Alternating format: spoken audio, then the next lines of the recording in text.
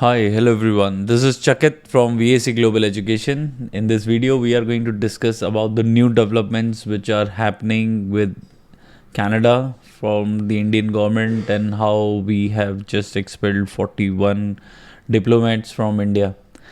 So ये जो situation है ये काफ़ी क्रिटिकल सी होती जा रही है जिससे कि डिलेज पे डिलेज होते जा रहे हैं पूरे प्रोसेसिंग में। पहले इंडिया ने बंद किए कैनेडियन सिटीजन्स को इंडिया के वीज़ा देना, और अब उन्होंने जो डिप्लोमेट्स हैं इंडिया में कनाडा की गवर्नमेंट की तरफ से उनको यहाँ से हटा दिया है। तो टोटल 41 डिप्लोमेट्स हैं जिनको इंडिया ने बोला है कि आप यहाँ से जाइए, और अब वो चले गए हैं। तो इसके अगेंस्ट में जो कनाडा गवर्नमेंट ने बोला है वो ये बोला है कि इससे जो इंडियन फैमिलीज़ हैं जो ट्रैवल कर रहे हैं, जो बिज़नेस कर रहे हैं इंडिया के साथ, वो सब के सब हैम्पर होंगे। और ये स्टेटमेंट ना ही सिर्फ कनाडा की तरफ से आई है, यही सेम स्टेटमेंट हमारे जो एक्सटर्नल मिनिस्टर हैं उन्होंने भी सेम स्टेटमेंट दी है कि इंडिया की तरफ से भी जो डिलेज हैं वो हो रहे हैं, and these visas will only start getting smoother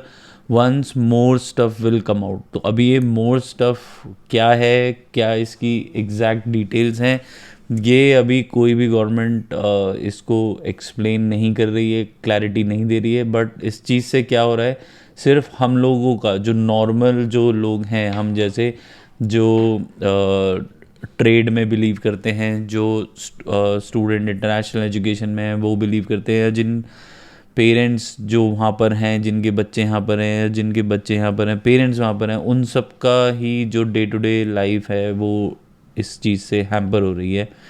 diplomatically जो टेंशन है उससे जो नॉर्मल सिटीज़न हैं उनकी प्रॉब्लम हो रही है।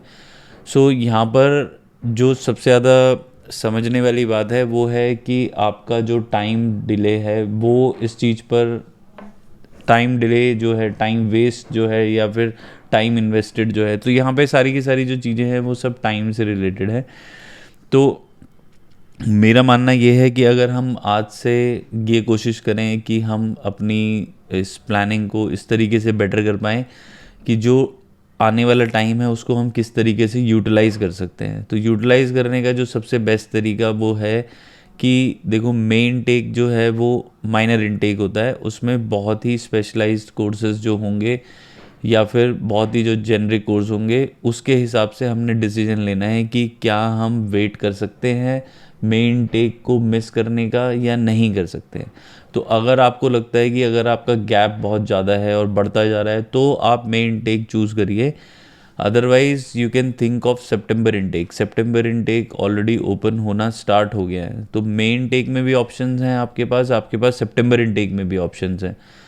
द ओनली थिंग इज़ कि कनाडा का जो एसडीएस सिस्टम है which is student direct stream, इसकी 5 रिक्वायरमेंट है जिसमें ये मेक श्योर किया जाता है कि स्टूडेंट पहले साल की फ़ीस पे करे, अपना जीआईसी पे करे जो कि लिविंग एक्सपेंसेस हैं, मेडिकल कराए, आपके आइल्स में ओवरऑल 6 बैंड्स होने चाहिए, और आप डीएलआई अप्रूव्ड कॉलेज में जा रहे हो। तो ये जितने भी पॉइंट्स हैं इसमें क्या है कि पेमेंट्स अप फ्रंट हैं। तो अगर आपका जो क्राइटेरिया है अगर डिले करने का वो ये है कि क्या मेरे पैसे ना अटक जाए, तो इसके लिए आप क्या कर सकते हो, आप ऐसी कंट्री चूज़ कर सकते हो जिस कंट्री में पेमेंट आपके वीज़ा अप्रूव होने के बाद होती है। तो that is one thing. Second is कि कनाडा जो है वो वैसे ही काफ़ी फंसी है गैप को लेकर, तो आपको नेक्स्ट चीज़ ये है कि आपको ये चूज़ करना चाहिए कि ऐसी कौन सी कंट्री है जो मेरा गैप एक्सेप्ट कर लेगी।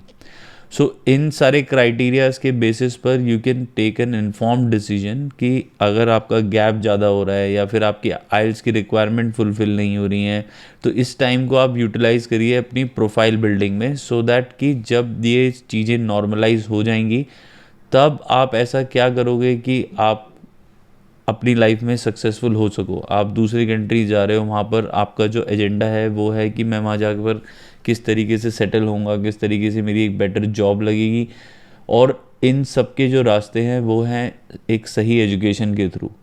हम लोग एजुकेशन को सेकेंडरी रखते हैं, वीज़ा को प्राइमरी रखते हैं, but my friend let me tell you कि अगर आपकी एजुकेशन ठीक नहीं है, अगर आपने सही से पढ़ाई नहीं करी है, तो आपको अगर वीज़ा मिल भी जाएगा तब भी आप वहाँ जाकर स्ट्रगल ही करने वाले हो।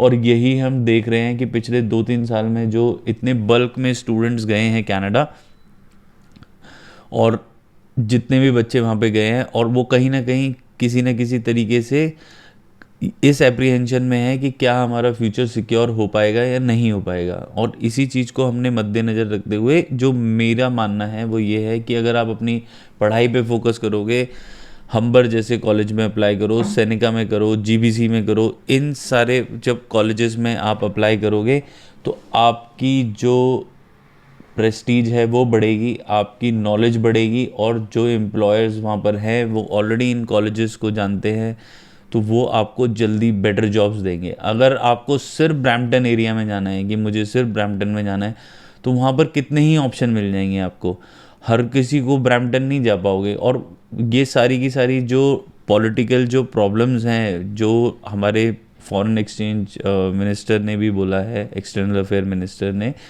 कि there are some political section की जिनकी वजह से कैनेडियन गवर्नमेंट जो है वो इन्फ्लुएंस होती है।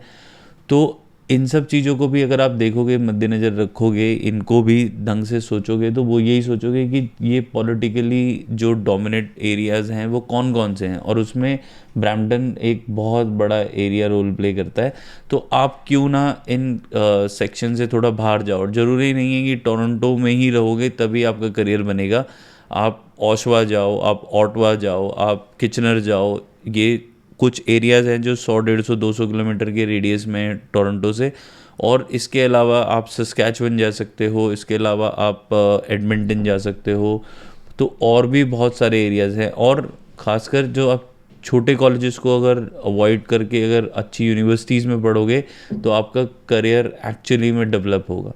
सो right now the call is on your hand that what you want to do. You want to just go to that country, or you want to build a career, you want to have a university degree which gives you the credibility कि आपको employers choose करें, आपको एक better future मिले, या फिर you just want to get into the country. So ये आपको choice करनी होगी कि what you want to do. And of course, to facilitate all these criterias, you would need a counselor who can understand your profile, who can give you the best guidance कि आपके लिए better क्या है। तो उसके लिए there is a link given in the description through which you guys can get in touch with us. We can do your profile shortlisting, we can give you the best option available, and based on that, upon your financials कि आप कितना financially stable हो India में, आपको loan मिल सकता है नहीं मिल सकता, या फिर आप किस तरीके से अपने फंड्स को अरेंज कर सकते हो, so that you would be able to take the next step of your career where you can thrive. सो ये कौन सी कंट्री होगी, कौन सा कोर्स होगा, किस तरीके से आपकी पीआर होगी, ये सारे की सारी चीज़ें हम अपनी काउंसलिंग में कवर करते हैं, सो दैट कि you get the complete information about that university, about that country, about that particular course, and then you can make an informed decision that what you want to do further next in that step forward, what should be your step forward. So I'm looking forward for your messages on our WhatsApp. The link is in the description. If you have liked this video, then do not forget to hit the like button, share it with your friends and family, and subscribe to VAC. Take care of yourself, and we shall see you in our next video. Bye bye.